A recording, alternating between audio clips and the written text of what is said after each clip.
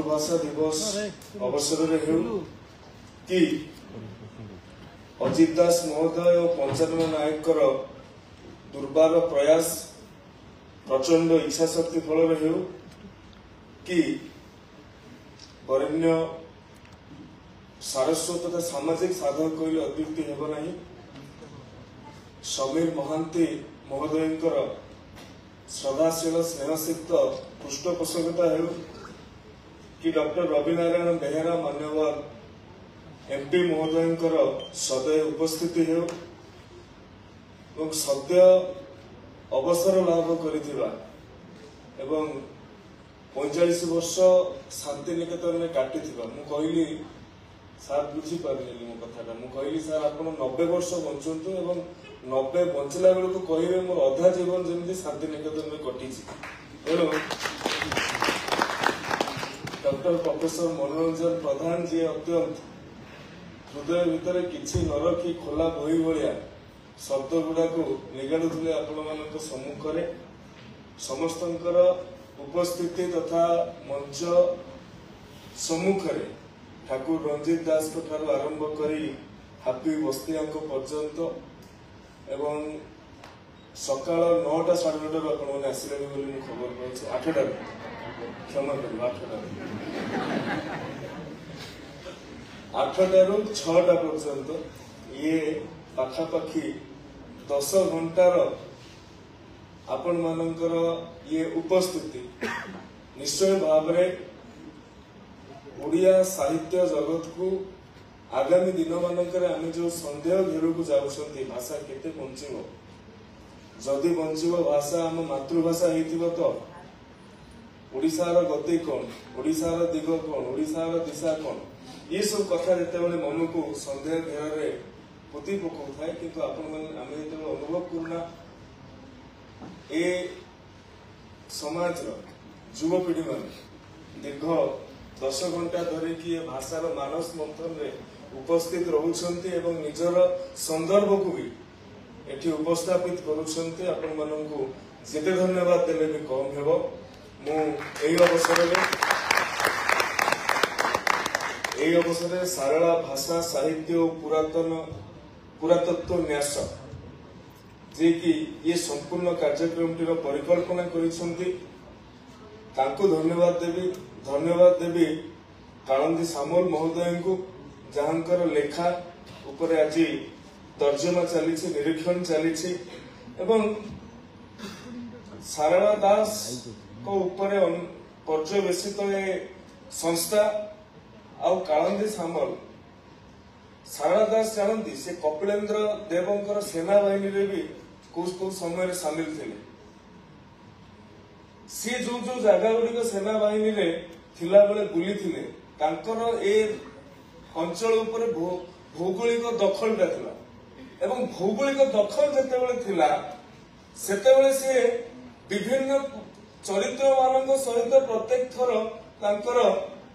भाव विनिमय होउथिला एवं से चरित्र मानक से बिलंगा रामायण हो कि सारला महाभारत हो एथि से सब फुटेइबा चेष्टा करथिले ठीक से भाया कालंदी सामल भी जड़े राजनेता जो कथा मनोरंजन बाबू कहते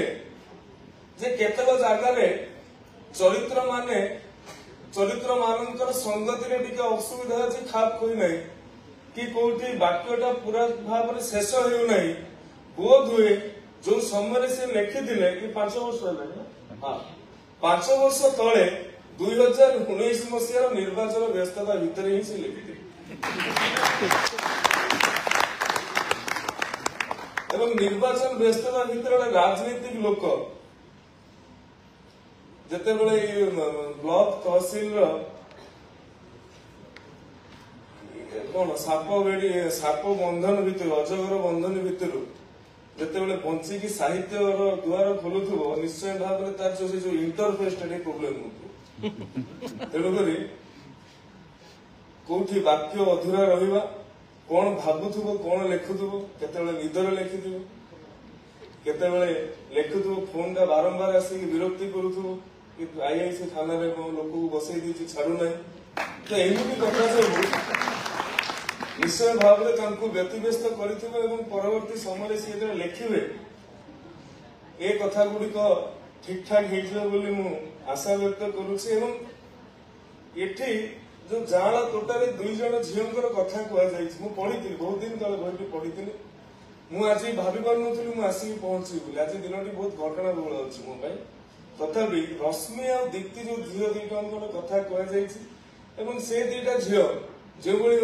गाँ को पानी नहीं जाला तोटारू दीटा गचर सी असंख्य गछ सृष्टि कर ये सब चरित्र को निश्चित भाव में कालंदी सामल राजनैतिक जीवन में कौटी ना कौटी भेटी राजनैतिक जीवन में कौटी ना कौटी सी जाला तोटा या चिंता करते देखु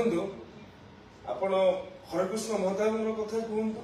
जानवी वल्लभ पट्टनायक कथा कहतु नंदिनी शतपथी कथा कहतु कि सुरेंद्र महांती कथा कहतु से जिते साहित्य लिखुले साहित्य लिखला भितर दुईटी विषय वस्तु को आपण ध्यान रखिए से समस्त राजनीतिक लोक थे राजनीतिक लोकटे बहुत समय चाहे गोटे जिनस करने किंतु राजनीतिक बाध्यबाधकता कर दिए ना किंतु से समय भितर साहित्यिकटीर हृदय ताकू सब